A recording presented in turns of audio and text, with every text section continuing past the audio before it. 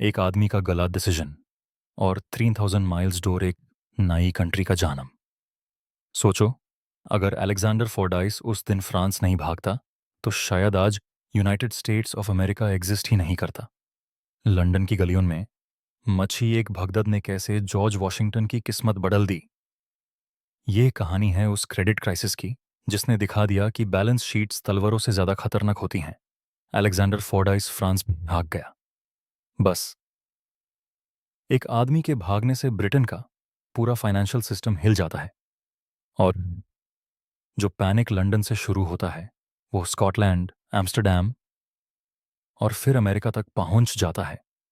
आज हम बात कर रहे हैं हिस्ट्री के पहले मॉडर्न बैंकिंग क्राइसिस की, द क्रेडिट क्राइसिस ऑफ 1772। और हाँ, इसी क्राइसिस से अमेरिकन रेवोल्यूशन का फ्यूज जलता है। 1770s का वर्ल्ड ऑप्टिमिज्म से भरा हुआ था। ब्रिटेन दुनिया का सबसे बड़ा एम्पायर था। कॉलोनीज पैसा बना रही थी, ग्लोबल ट्रेड एक्सप्लोड हो रहा था और सबसे इंपॉर्टेंट चीज, क्रेडिट चीप था।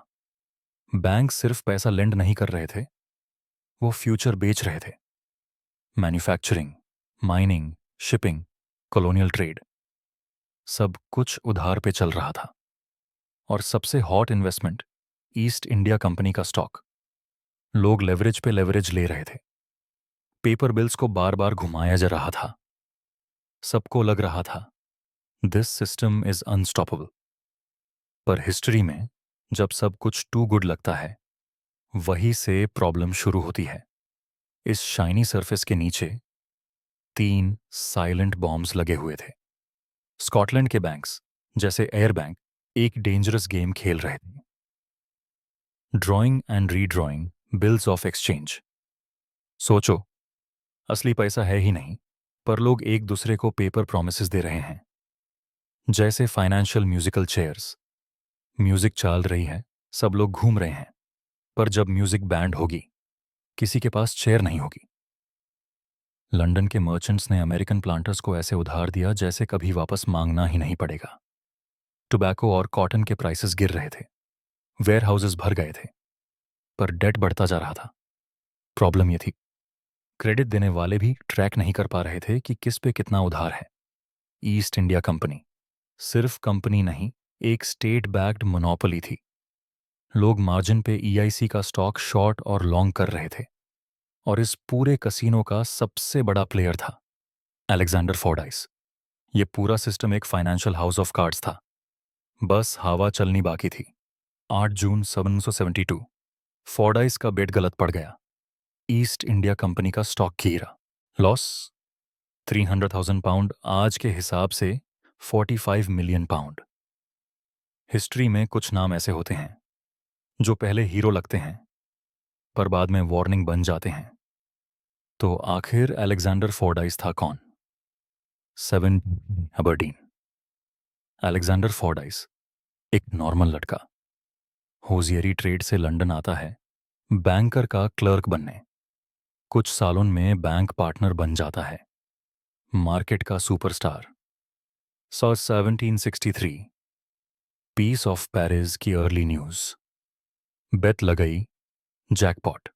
सन 1964-65 ईस्ट इंडिया कंपनी के शेयर्स रॉकेट। फोर्डाइस बन गया करोड़पति। पैसा आया, पावर आई, एस्टेट, पॉलिटिक्स, एलीट सोसाइटी। लाग रहा था ये आदमी कभी तो नहीं हारेगा। फिर आया 1771, मार्केट पलटा, लॉसेस शुरू। और फोर्डाइस ने की सबसे बड़ी गलती, ईस्ट इंडिया कंपनी के शेयर्स शॉर्ट कर दिए। सोचा प्राइस गिरेगा, पर शेयर्स और ऊपर चले गए। लॉस कवर करने के लिए अपना पैसा, बैंक का पैसा, फेयर डिपॉजिटर्स का। पार्टनर्स ने सवाल पूछे, फोर्डाइस ने झूठ बोला। जून 1772 कैश खत्म। फोर्डाइस ने शैंपेन पी और वाइफ के साथ फ्रांस भाग गया। कुछ ही दिनों में बैंक कोलैप्स, पैनिक फैल गया। रिजल्ट, ब्रिटेन में मनी प्लस बैंक्स गिर गए। सिस्टम बचा सिर्फ एक वजह से, बैंक ऑफ इंग्लैंड। और फ्रांस भाग गया। मार्केट का सिग्नल क्रिस्टल क्लियर था, अगर इनसाइडर भाग रहा है तो सिस्टम मर रहा है। पैनिक शुरू। सिर्फ 2 हफ्तों में लंदन के 8 बड़े banks collapse, bills of exchange freeze, credit system जम, ट्रस्ट पूरी तरह इवेपोरेट हो गया। जब पूरा सिस्टम डूब रहा था तब बैंक ऑफ इंग्लैंड को पहली बार समझ आया कि उन्हें फायर फाइटर बनना पड़ेगा। उन्होंने इमरजेंसी लिक्विडिटी दी। मॉडर्न बैंकिंग का सबसे बड़ा टूल यहीं से पैदा हुआ। ये क्राइसिस एक सिटी में नहीं रुका। लंदन के फेलियर्स ने स्कॉटिश बैंक्स को खींच लिया। Air bank collapse, liabilities $1.2 million. Result, Scotland भर में बैंक्रप्सीज एक्सप्लोड। दिसंबर 1772। यूरोप का फाइनेंशियल हार्ट एम्स्टरडैम फ्रीज हो गया। क्लिफर्ड एंड सन्स, यूरोप का सबसे powerful banking house, fail. Trade almost paralysed. और यहीं से स्टोरी पॉलिटिक्स बन जाती है। लंदन के मर्चेंट्स बोले, अभी डेट चुकाओ। पर credit system dead, bills reject, gold और सिल्वर ब्रिटेन भेजा जा रहा। कमोडिटी प्राइसेस क्रैश, प्लांटर्स ना प्रोड्यूस कर पा रहे थे, ना बेच पा रहे थे, ना पे कर पा रहे थे। इकोनॉमिक पेन अब पॉलिटिकल गुस्से में बदल रहा था। सबसे बड़ी टिकिंग बॉम्ब थी ईस्ट इंडिया कंपनी। लंदन के वेयरहाउसेस में 18 मिलियन पाउंड्स टी सर रही थी। क्रेडिट फ्रीज के बाद कोई बायर नहीं। Company almost bankrupt. British government panic mode में गई और फिर सोचा, एक तीर से दो शिकार। ईआईसी की टी अमेरिका भेजो, मोनोपोली दो, कैश टू रेंट लंदन लाओ। यही बना टी एक्ट ऑफ 1773। ब्रिटेन ने अस्यूम किया अमेरिका चुपचाप मान जाएगा, पर उन्होंने यह इग्नोर किया कि अमेरिका के लोग पहले से डेट में डूबे हुए थे।